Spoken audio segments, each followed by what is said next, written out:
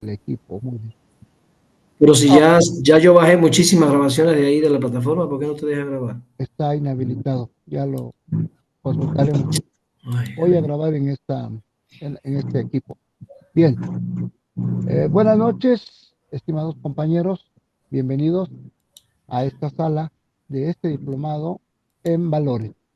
Hoy en la sesión número 4, el doctor Miguel Erasmo Saldívar estará disertando el tema el valor de la conciencia histórico-social. Bienvenidos todos, doctor. Eso ya la palabra. buenas noches a todas y a todos los que están por acá, a todos los camaradas que están acá. Hoy quiero trabajar con ustedes un valor que se llama el valor de la conciencia histórica. Conciencia histórica. Es un valor que no se trabaja en la escuela, es un valor que no nos propone el sistema capitalista, es un valor tal vez de que ustedes ni siquiera han oído hablar, ¿sí? Porque a veces decimos, él no tiene conciencia, pero lo decimos en el nivel de sentido común, como un señalamiento de que él no sabe hacer lo que es bueno, ¿no? Dice, no tiene conciencia, o sea, él no sabe lo que es bueno.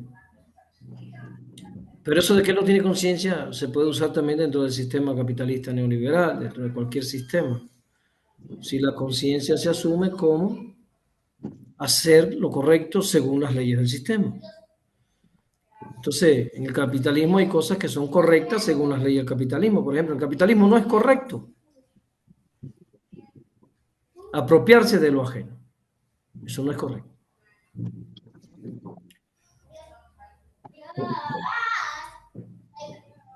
En el socialismo habría que ver porque se hacen nacionalizaciones. Como las quiso Cárdenas, en el socialismo se hacen nacionalizaciones. Las empresas fundamentales para el país, para el Estado, se nacionalizan. Y ellos dicen que es un robo. Entonces, en el capitalismo es intocable la propiedad. Hay otros sistemas donde no. En el sistema comunal, la propiedad es comunal de la tierra y no la puedes vender y no la puedes comprar. Entonces, lo que quiero que entiendan es, en primer lugar, que los valores objetivos, institucionalizados y subjetivos, primero tienen un sentido histórico, ya se los vimos. Y segundo, los valores institucionalizados dependen mucho de la clase política en el poder. La clase política en el poder establece los valores que la escuela va a educar. La clase política en el poder establece los valores de las instituciones. Y si quiere, pongan ahí, después lo piensan, lo meditan. Uno de los discursos fundamentales del presidente, del expresidente Andrés Manuel López Obrador es, por el bien de todos, primero los pobres. Eso es un valor que se llama altruismo. Por el bien de todos, estamos contra la pobreza, podía haber dicho él. Por el bien de todos, estamos contra que unos seres humanos no tengan para comer. Él podía haber dicho así, pero él lo dijo de forma más metafórica, por el bien de todos. Primero los pobres. Eso es un valor. El valor del altruismo, el valor de preocuparse por el otro. Pero eso no aparece como los valores que nos propone la escuela. ¿Qué valores nos propone la escuela? Puntualidad, laboriosidad, honestidad,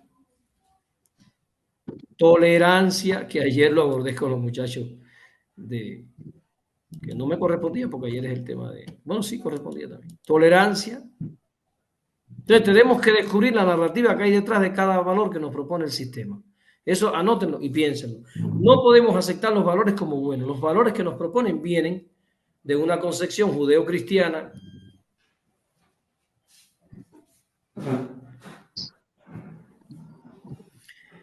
de hace más de 2000 años, tallados en una piedra, la tabla de Moisés. Si aceptamos eso, estamos asumiendo que los valores no tienen carácter histórico, que no evolucionan, que la sociedad no evoluciona, que estamos refritos en el tiempo de hace 2000 años. No. Tenemos que entender que las épocas cambian.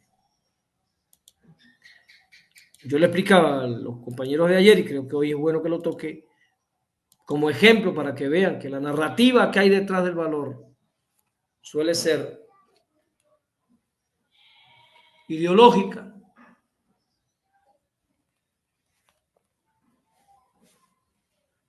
El valor de la tolerancia. Nos proponen educar en la tolerancia. Si educamos a las personas en la tolerancia, somos inconsecuentes.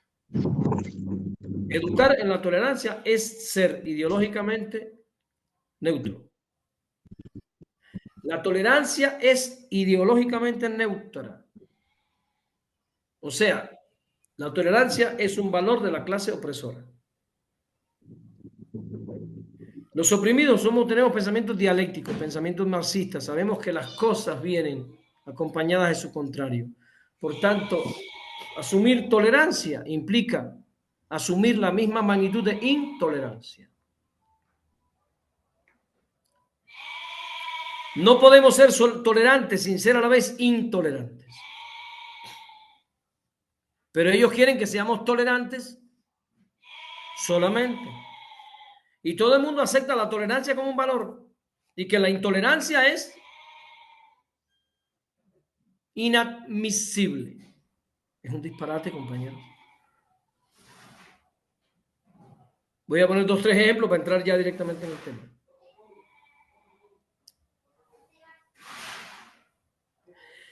Si yo decido que voy a tolerar las diferencias culturales, que me parece muy deseable, a la misma vez tengo que decidir que voy a intolerar la agresión a las culturas. O sea, en la medida que tolero que somos a todas las diferencias, no acepto la agresión a las culturas. O sea, soy intolerante con la agresión a las culturas. Si yo voy a tolerar todas las orientaciones sexuales, entonces me vuelvo intolerante con la homofobia. Porque lo que no puede ocurrir, por favor, es que yo sea tolerante con todas las orientaciones sexuales y que a la vez sea tolerante con la homofobia. Eso sería incongruente, inconsecuente. Entonces, hoy vamos a hablar de un valor y tenemos que saber cuál es la justificación de ese valor.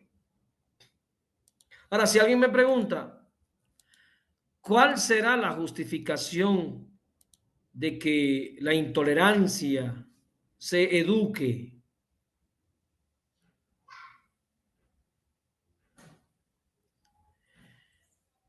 Yo diría, mientras vivamos en sociedades de clases donde unos hombres lucran con la vida de otros, tendremos que mantener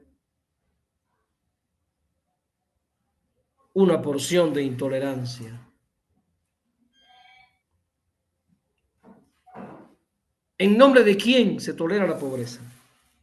¿En nombre de quién se tolera que niños mueran de hambre, de enfermedades curables? En nombre de la incongruencia. Por tanto, ser totalmente tolerante con todo es un acto de incongruencia. Entonces, también digo, educar para la paz es un acto de incongruencia, pero el sistema te lo propone. Porque ellos quieren que eduquemos a los niños para la paz mientras están bombardeando Palestina. Entonces no educamos para la rebeldía, no educamos para el encono, no educamos para el odio contra esos sistemas que destruyen la vida, que destruyen la dignidad del hombre y de la mujer. No. Es que tenemos que aprender a ser... No, y tenemos una pila de gente proponiendo con los FEI ahí yogas y psicologías y amarte a ti mismo para que tú no tengas emociones negativas.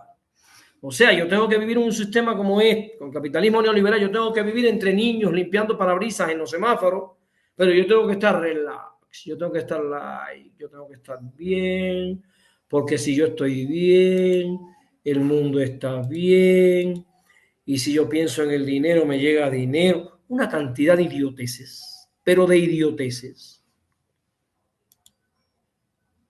Entonces yo creo que nos demos cuenta, compañeros, que si nos dicen que tenemos que educar para la paz, nos están volviendo idiotas. Tienes que decirle, no, yo no tengo que educar para la paz, no sea idiota, yo tengo que educar para la dignidad. Y si alguien agrede la dignidad, tenemos el derecho a levantarnos con rebeldía, a defender la dignidad humana. La paz es loable cuando no hay agresión a la dignidad humana, pero ese no es el mundo en el que vivimos, ¿o sí? La paz es un estado al que vamos a acceder todos cuando todos tengamos acceso a vivir dignamente, pero ese no es el mundo en el que vivimos, ¿o sí? Pues no. Entonces, ¿de qué paz? ¿Es un discurso cínico, Griselda Velázquez? Nos están diciendo en nuestra cara que los palestinos son terroristas. Hamas es terrorista. ¿Y qué es Hamas? Hamas es una organización palestina que lucha contra la ocupación sionista. Simple, se acabó, Sandra Ventura. Si los Estados Unidos tuvieran ocupada México y nosotros nos organizamos porque no estamos a favor de la ocupación, porque queremos que se vayan para el carajo, entonces nos llaman terroristas. ¿Y quién es el verdadero terrorista? El que está ocupando ese país, el que se defiende de la ocupación, tiene derecho a la defensa. Pero nos cacarean la necesidad de educar para la paz, porque quieren hacer, y esto quiero que lo anoten, quieren hacernos responsables de los valores del sistema. O sea, quieren hacernos creer que la solución del problema de la intolerancia se logra a nivel subjetivo. O sea, quieren convencernos que si educamos a los niños, el mundo se vuelve tolerante, desconociendo las dimensiones de intolerancia que hay en la objetividad de la existencia. La pobreza, el racismo, la miseria, que generan grandes vetas de intolerancia, porque no se trata de conflictos culturales, se trata de conflictos imperiales. Es el imperialismo inglés, el imperialismo norteamericano, el imperialismo francés, neocolonizando al mundo, disputándose los recursos del planeta delante de nuestros ojos. Hasta aquí me expliqué. Por eso hoy les quiero traer un valor nuevo, la conciencia histórica. La conciencia histórica como valor. Voy a ir rápido. Voy a compartir pantalla. Hoy sí voy a compartir pantalla porque creo que a ustedes se les hace más fácil cuando hay pantalla.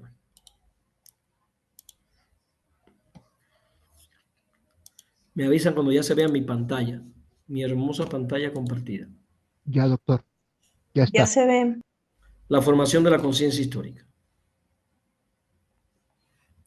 Primero, entender cuál es el concepto de el valor fundamental sobre el que vamos a sostener la necesidad de la conciencia histórica. Primero, nos dice Fabelo, la verdad no es solo un problema epistemológico, noceológico. La verdad es un problema de biología. ¿Por qué? Porque todos los organismos que viven en el planeta necesitan información verídica para poder existir. El paramecio y la euglena tienen mecanismos para recibir información del medio. Y cuando se acerca la euglena al paramecio, el paramecio lanza sus pseudópodos, la engloba, la engulle y se la come. Necesita información. Porque si echas unas gotas de ácido en el líquido, el paramecio se va a alejar. El paramecio necesita una información verídica para que su organismo se adapte al medio. Quiero, por favor, que anoten esto y lo mediten después con calma. Porque nos dicen que la verdad no existe. Esto que estoy hablando de la eulena no es la verdad, es información verídica. El organismo tiene algún modo de verificar la información que llega del medio, si no el organismo no pudiera adaptarse a los cambios del medio. Todas las especies tienen una relación, y puse cognitiva, entre comillas, porque ellos no conocen, no tienen conciencia, pero todos tienen una relación de información, digamos, con el mundo que los rodea. Tienen que recibir información que les permita alimentarse y tienen que recibir y procesar información que les permita ¿qué? Protegerse, proteger la vida. Todos procesan en unos niveles muy básicos o en unos niveles más complejos, como estos que están aquí platicando en este Zoom, que son organismos vivos, muy complejos, procesamos mucha información a nivel muy complejo, pero hay otros que procesan menos información a nivel más básico, pero todos tienen que procesar información, porque todos tienen que distinguir lo que es biológicamente significativo, sea positivo o negativo. Todos los organismos necesitan saber dónde está aquello que es biológicamente significativo. Biológicamente significativo, positivo, es aquello que necesita para vivir, que requiere para su subsistencia. Biológicamente significativo, negativo, es aquello de lo que tiene que alejarse para no extinguirse. Porque el peligro de la extinción estuvo siempre desde que surgió la vida. Y es interesante, hubo 5 grandes episodios de extinción a lo largo del desarrollo de la vida. La extinción de los dinosaurios no es más grande. Antes de los dinosaurios hubo una extinción que se le llama la gran mortandad, que desapareció el 95% de toda la vida en el planeta. Casi se extingue la vida. De modo que en el proceso evolutivo de la vida ha tenido que aprender aquello que le es favorable y aquello que le es desfavorable. Aprenderlo es fundamental. Aquello que potencia mi existencia, aquello que agrede mi existencia. ¿No? Entonces, la verdad se ha ido construyendo históricamente. Es un proceso histórico en el que vamos transformando y aprendiendo. Aprendemos a observar, analizar, sistematizar, experimentar, crear, construir, destruir, hacer, pensar, soñar. Aprendemos. Y aprendimos a bailar, a pintar, a hacer arcos, flechas, barcos, casas, ropa, zapatos. Hemos ido aprendiendo a mejorar los barcos, casas, ropa, zapatos, tipos de comunicación. Constantemente estamos aprendiendo, creando. Entonces la verdad tiene carácter histórico. Y la verdad tiene carácter histórico porque nos permite determinar aquello que es positivo para la existencia y aquello que destruye y agrede la existencia. Es interesante porque la verdad tiene un sentido ético, valorativo, diríamos. En definitiva, voy a referirme a 2 concepciones rápidas de la historia. Una porque la quiero criticar y la otra porque me va a servir de argumento para lo de hoy. La primera es la hermenéutica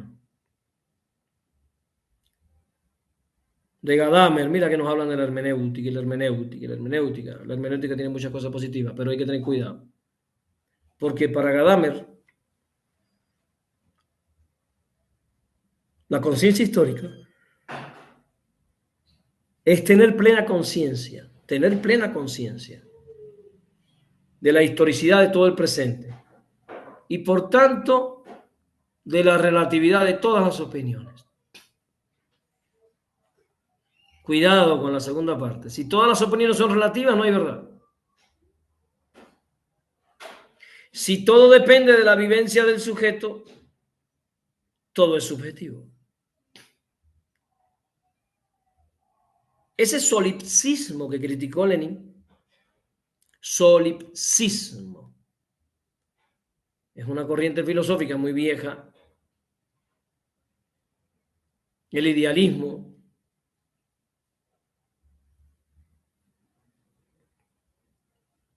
que plantea que todo es el conjunto de mis percepciones. Siendo el solipsismo el caso extremo ¿Qué dice? Que no hay nada que no sean mis percepciones. Incluso mis hijos no son más que mis percepciones. A esa corriente se le llamó solipsismo. Hoy en día nos estamos moviendo hacia allá,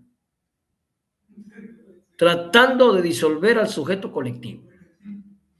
Porque al final, cuando alguien me dice que todo es el conjunto de mis percepciones o mis ideas, o todo es como el ojo lo mira, lo que hacemos es disolver al sujeto social, eliminar al sujeto social, eliminar la alteridad. Yo determino todo. Eso es falso. Eso es falso. Para el marxismo, a diferencia de para Gadamer, nosotros historizamos los procesos económicos, políticos y sociales. Entendemos que el sujeto es un ser histórico, pero no es un ser histórico que crea es un ser histórico que nace en una historia y por tanto subjetiviza esa historia, internaliza esa historia. Es un ser que su conciencia histórica viene del otro, no viene de sí. Para nosotros los marxistas, el sujeto no es una isla, es un continente en todo caso. Estoy parafraseando la novela Por quien doblan las campanas, que en él tiene un exergo al inicio que dice que ningún hombre es una isla en sí mismo, que todos pertenecemos. Y termina diciendo, cuando muere alguien, muere parte de tu geografía. Cuando doblan las campanas, también doblan por ti. Me encanta esa idea. Cuando muere alguien, muere parte de mi geografía.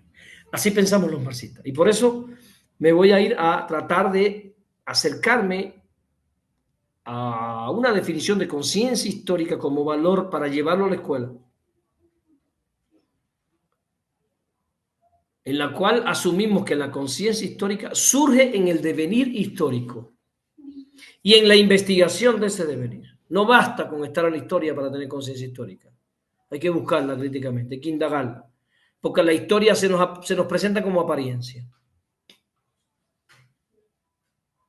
Necesitamos la empiria, estudiar la lucha de clases, estudiar las relaciones de producción y elevarnos al pensamiento abstracto para entender la plusvalía, para entender el valor, para entender el dinero y comprender realmente el carácter histórico del capitalismo. Entonces, como decía Carlos Marx, esto es una cita de Marx, dice, la conciencia no puede ser nunca otra cosa que el ser consciente. Y el ser de los hombres es su propio proceso de vida real. Entonces la conciencia en el hombre surge a partir de la conciencia, en primer lugar, de sus procesos productivos, de sus procesos económicos, de sus procesos de la vida.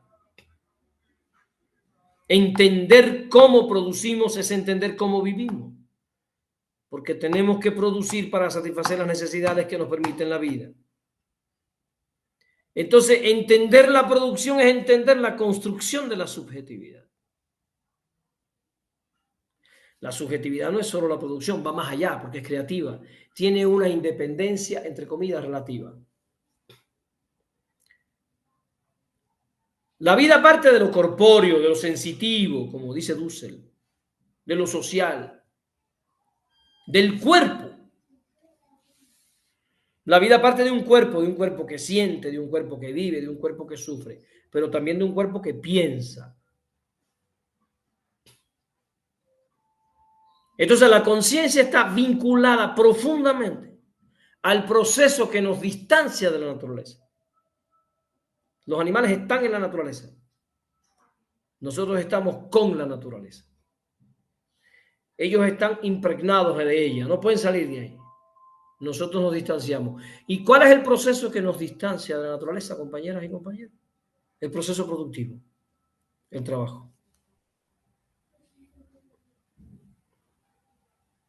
Eso es lo que nos distancia de la naturaleza. Por tanto, para el marxismo es la producción, es la satisfacción de las necesidades. Es la producción de la vida material que aparece en la conciencia lo que nos va distanciando de la naturaleza. Me voy a dar un saltico. Después ustedes estudian esto.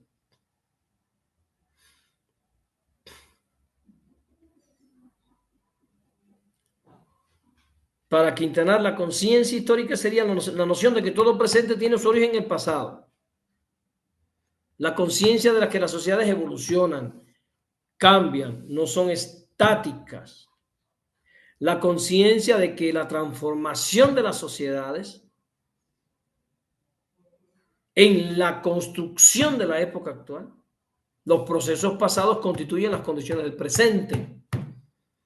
Ya ves cómo critican a Andrés por estar hablando de la historia. Es que está hablando del pasado, ¿por qué no se concentra en el presente y en el futuro? Es que para nosotros el pasado constituye la condición fundamental del presente. Hay que recuperarlo constantemente para estar abonando a la conciencia histórica. La conciencia de lo que somos no puede ser independiente de la conciencia de lo que fuimos. Es que la conciencia de lo que fuimos nos trae a la conciencia de lo que somos. Entonces, pertenecemos a una sociedad y actuamos dentro de esa sociedad. Y al actuar dentro de esa sociedad producimos la historia. Yo estoy inmerso en las tres dimensiones. Porque vas a leer gente que te dice, vive el presente. El pasado está en el pasado, el futuro no ha llegado, vive el presente. Nuestra condición histórica significa que en el presente se dan cita constantemente el pasado y el futuro. Nuestra condición histórica y nuestra condición consciente implica que en nuestro presente se dan cita constantemente el pasado y el futuro. Aquí mismo, en este instante que estamos aquí, está el pasado. Yo no pudiera estar dando esta plática solo en el presente. ¿Por qué? Porque todo lo que estoy explicando, ¿cuándo me lo aprendí? ¿Cuándo lo procesé? ¿Cuándo lo construí? En mi pasado. Y no puedo estar dando esta plática ahora mismo sin el futuro. ¿Por qué? Porque ¿para qué estoy dando esta plática? ¿Qué persigo con esta plática? ¿Qué objetivo persigo con esta plática? ¿Un objetivo que se cumple ahora mismo? ¿O un objetivo ahora? Uno más tarde y otro después. Un objetivo inmediato, otro mediato. Yo estoy trabajando por una conciencia histórica. Una conciencia que igual no veo concretar, pero estoy trabajando. Quiero que entiendan que en todo momento nosotros somos la conjunción, el encuentro, la cita, futuro, pasado en el presente. Esa cita puede ser un acto crítico. Si yo utilizo el pasado para proyectar un mejor futuro, un futuro más digno, ya la cita es crítica. Pero si yo utilizo el pasado para proyectar un futuro individualista, meritocrático, mi patrimonio, mi dinero, mi carro, esa cita no es un acto crítico. Entonces, conciencia histórica es entender, en primer lugar, es historicismo. Ese acto fundacional y fundamental en el que yo me encuentro con el pasado, no mío. Eso quisiera Gadamer, que fuera con mi pasado. No, yo no me encuentro con mi pasado, yo me encuentro con nuestro pasado. Porque mi pasado no se puede descontextualizar de nuestro pasado. No hay un pasado individualista, todo pasado es colectivo. Por eso la cita es, pónganlo si quieren así, la cita es multitudinaria. Cuando mi pasado y mi futuro se encuentran con mi presente en este momento de conciencia, en ese encuentro hay multitudes. Martí, Sucre, Morelos, Bolívar, todos los que me he leído, que estoy procesando, pensando. Hay muchísima gente metido en mi presente, concibiendo el futuro, no soy yo solo. Por eso no me gusta la idea esta de Gadamer o del subjetivismo que dice que el sujeto solo concibe. Ningún sujeto solo concibe nada. Anda siempre con un costal de muertos a tus espaldas, determinando lo que haces. Por eso puse aquí en la secta la certeza de que se forma parte de un movimiento histórico. La certeza de que yo puedo tomar decisiones que cambian direcciones. Yo puedo participar. En ese encuentro entre pasado y futuro, en el presente mío, puede haber una cita crítica o puede ser una cita solo para seguirme alienando, pero la cita se da siempre. No dejen de escribirlo. Siempre hay una cita del futuro y el pasado en el presente, en todos los seres humanos. Todos. Ayer estaba yo viendo una boda, estaba dando una plática allí en la catedral. Había 2 bodas que coincidían. Esas chavas que se estaban casando y esos chavos que se estaban casando no estaban solos disfrutando el presente. Estaban disfrutando el pasado. Porque seguro que ahí hubo mucho pasado confabulado para llegar a ese momento. Y estaban disfrutando el futuro. ¿O ustedes creen que alguien llega a una boda sin futuro, sin proyecto de vida, sin avanzar en el destino hacia adelante, sin mirar lo que tengo y ver lo que quiero tener más adelante? Estoy explicando esto una y otra vez porque quiero destruir el argumento falaz del neoliberalismo de que hay que vivir el presente y olvidarse y responsabilizarse del futuro y del pasado. Y anoten eso. Cuando yo quiero vivir el presente para olvidar lo que ha pasado y no preocuparme por lo que pasará, yo estoy irresponsabilizándome de mi compromiso con la historia. Yo estoy renunciando a mi cita con la historia en el sentido crítico. Entonces, ¿qué es conciencia histórica para mí? Para llevarlo al aula. Primero, pasado. Conocimiento del despojo. Eso es pasado.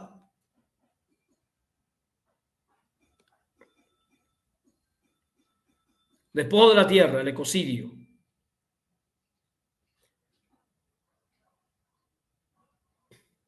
La tierra y los recursos están constantemente siendo despojados por el capitalismo neoliberal.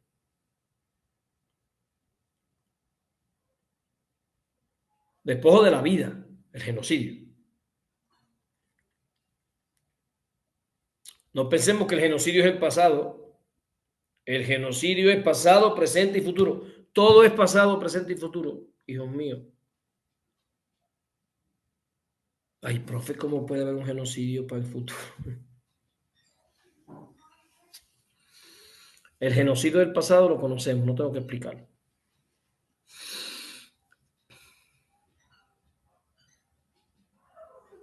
Tlatelolco, Aguas Blancas, Ayotzinapa, Nochistlán, la montaña.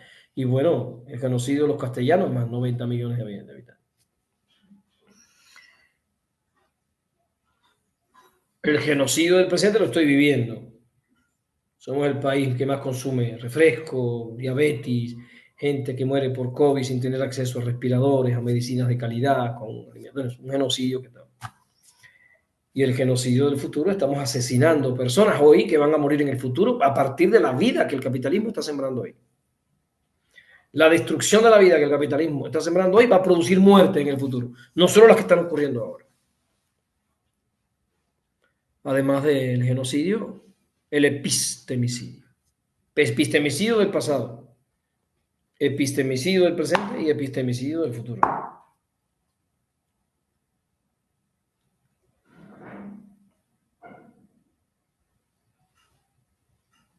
Sí. Hay lenguas que murieron ya,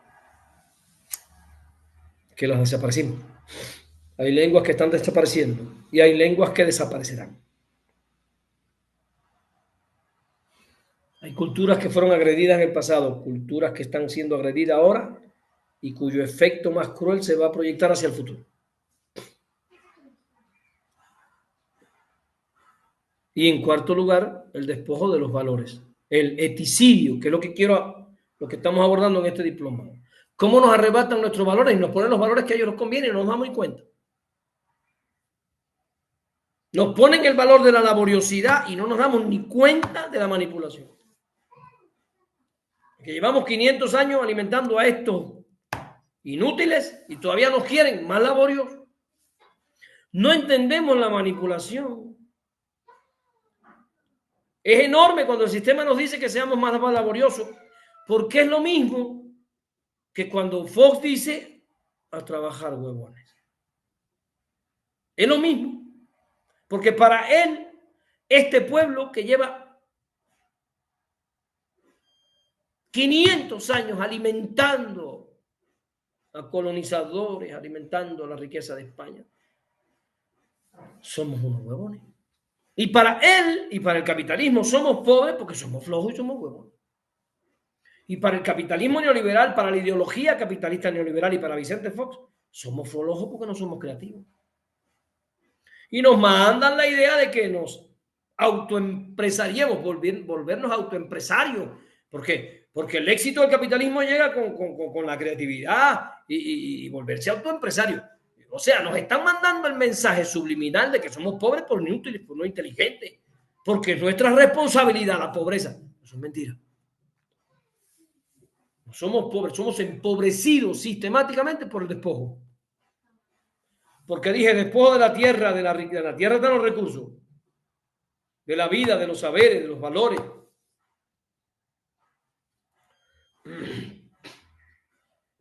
Tengo que agregar aquí, lo voy a agregar hoy. Ya después me dirán ustedes si sí o si no. Porque no soy un buen marxista si no hago esto. Espérenme. Segundo.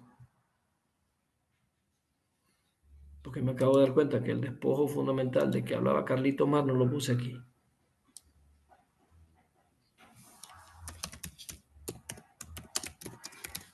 Despojo del trabajo.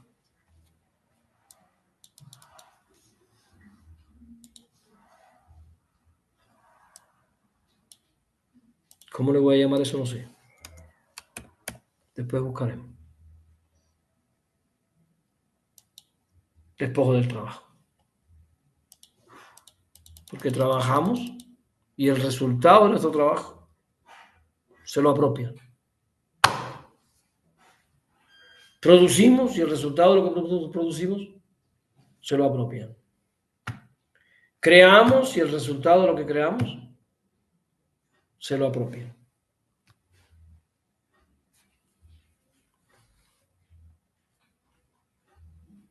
Entonces, este conocimiento del despojo puse aquí. Permite entender en el tiempo actual los orígenes históricos de los problemas que nos aquejan hoy, adoptando una postura crítica ante nuestras propias acciones. Antes, debía decir aquí, no antes. Para nosotros es conciencia histórica. Ahora, esto lo puedo trabajar así en la escuela. Matemática, física, química, geografía. En cualquier materia yo puedo trabajar la conciencia histórica, el conocimiento del despojo. Trabajar para que los niños vean cómo nos están despojando sistemáticamente. Eso es conciencia histórica. Pero eso solo no es conciencia histórica. El conocimiento del despojo implica también ubicar quién nos despoja. O sea, el enemigo histórico. El que te despoja no es el director, no es tu compañero, no es la vecina. Por eso le pongo enemigo histórico. El enemigo se define históricamente, no se define por tus intereses personales. Que te estás peleando con no sé quién, mi enemigo. A ver, esa es una postura fifí, burguesa, enajenada. Esa es una persona con la que tienes diferencias. Tu enemigo es el que te despoja, el que te aniquila. Y eso tiene carácter histórico. Se construyó históricamente.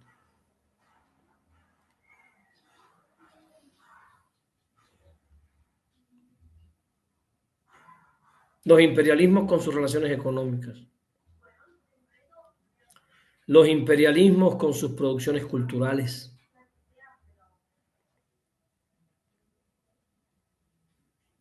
Los imperialismos con sus propuestas epistémicas.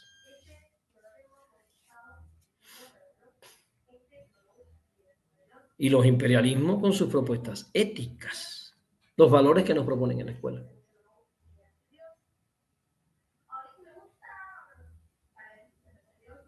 Eso con conocimiento del despojo. Todo eso tiene que ver con un análisis profundo del pasado. Ahora, tenemos que entender también que conocimiento del despojo implica entender, como explico ahorita, nuestro papel en la historia. Esa cita entre pasado y futuro en el momento actual, desde el paradigma crítico.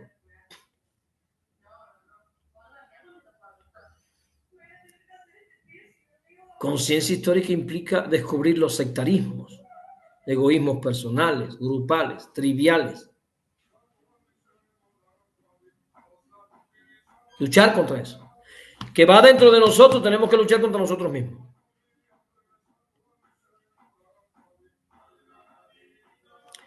Ese cartel que está acá abajo lo saqué de una protesta en Venezuela. Queremos McDonald's, no queremos universidad. Para que tengan una idea del potente trabajo que realiza la ideología capitalista.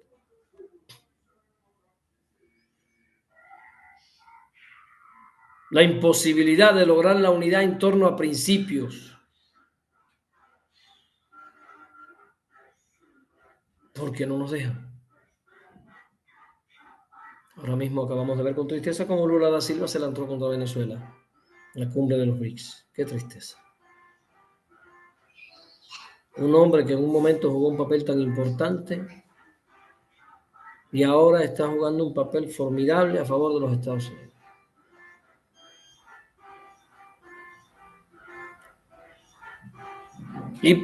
Y agreguen ahí la rebeldía, o sea, la intolerancia. Rebeldía, levantarme contra la injusticia.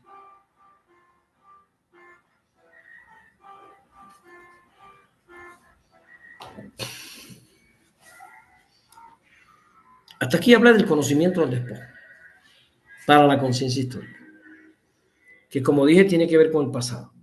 Ahora quisiera hablar del futuro. ¿Cuál es el otro elemento de la conciencia histórica? El futuro. Construir una utopía. Porque si yo proceso todo el pasado, yo entiendo todo lo que pasó, yo comprendo todo el desmadre, toda la desgracia que nos han hecho, pero no tengo un plan que se proyecte hacia adelante, no tengo un mundo que construir, pues estoy en cero, estoy incapacitado, inactivo. Por eso el segundo elemento, además del conocimiento del despojo, yo pongo construir la utopía. Construir una utopía, definir frente a la cultura de la superficialidad, de la apariencia, de la banalidad, nuevos valores y principios. Eso es ya construir una utopía.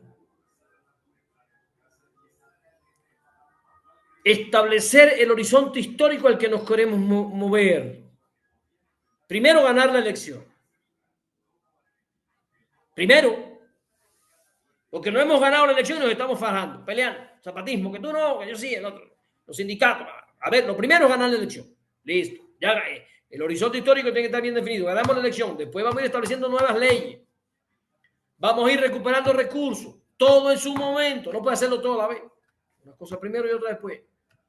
Vamos a ir dando cuenta de la violencia, poco a poco.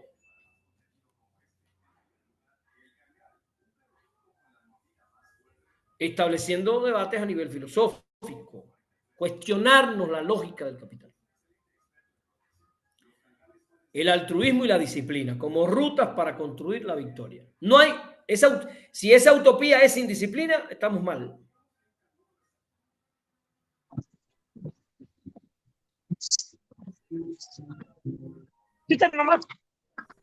Ayer me citaron para una plática. En el centro. Aquí prende el ventilador. En el centro, una plática. A las 4. Yo le dije, voy a las 4, tengo clase a las 7. Yo a las 4 voy. Yo estaba allí, 20 para las 4. Sentarme, ver el lugar. Hay una micrófono abierto y tapen a ver si lo puede cerrar. Ya si lo vuelve a abrir otra vez, sácalo de la sala. Ya no. Les comentaba, yo llegué 20 para las 4. El evento empezó a las 5:30. Nos falta disciplina. No nos podemos emancipar con desorganización. Necesitamos disciplina. Exigirnos hacer del tiempo nuestro mejor aliado para producir conciencia. Eso es fundamental. Entonces dije, acuérdense que empecé hablando de pasado, futuro y presente, que nos quieren convertir en seres ahistóricos con Gadamer, y dije, bueno, somos seres históricos, y dije, en el ser humano el pasado y el futuro se encuentran en el presente. Hay una cita de las 3 dimensiones humanas. Y esa cita la puedo asumir desde el paradigma crítico o lo puedo asumir enajenadamente. Yo estoy aquí proponiendo en la escuela asumirla desde el paradigma crítico. Entonces la escuela tiene que construir la utopía con los muchachos. Enseñarlos a soñar en las cosas posibles que podemos lograr. Y por último, el tercer elemento de la conciencia histórica que yo pongo es el presente, la praxis. La praxis no la puedo buscar en el pasado, la praxis no la puedo buscar en el futuro, la praxis es ahorita. Lo que voy a hacer ahorita, lo que estoy haciendo ahorita. La praxis como criterio valorativo de la verdad, para saber quién está y quién no está. Porque a veces queremos juzgar al compañero por lo que fue. Pero si en el presente el compañero se introyecta, se introduce en la práctica, empieza a transformar la realidad en función de los nuevos valores, rectifica sus conductas, sus comportamientos, sus pensamientos. La praxis es el criterio de la verdad. Bienvenido, camarada. Si mañana Vicentito Fox cambia su forma de pensar y se incorpora a los grupos de lectura y empieza a trabajar con los niños para que los niños lean y empieza a trabajar con la historia para que conozcan la historia, bienvenido, camarada Vicentito Fox. No te vamos a dar una diputación porque ya no tenemos, pero te podemos poner a trabajar ahí en la base para que ahí en la base pruebes que eres un hombre de este tiempo. ¿Pero cómo lo vas a probar? A través de la praxis.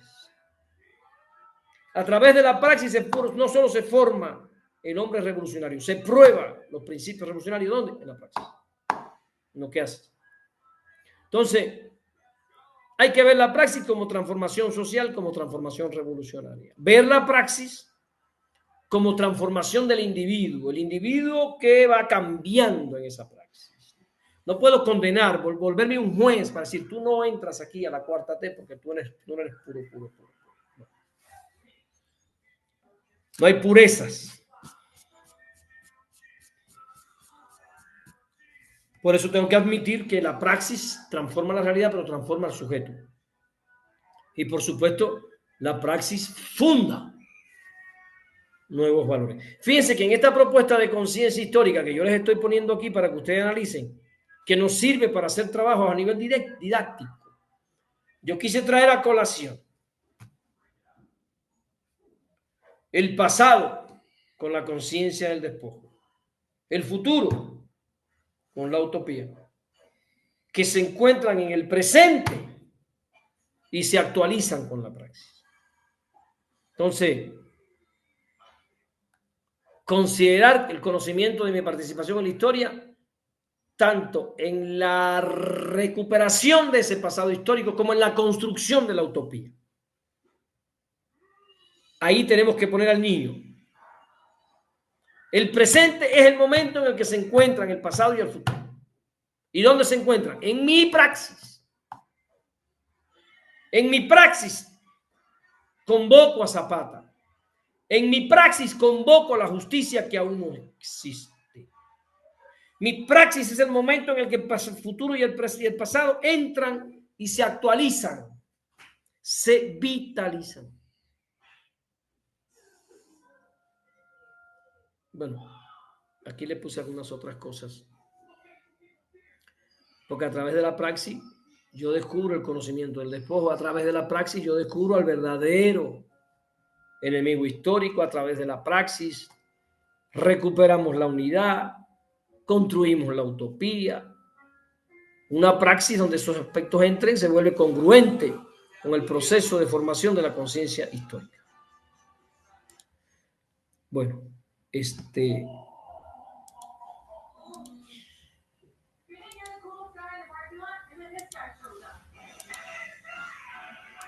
no sé si me hice explicar. Hasta aquí los elementos que yo quería proponerle. Le doy la palabra a Tapempo.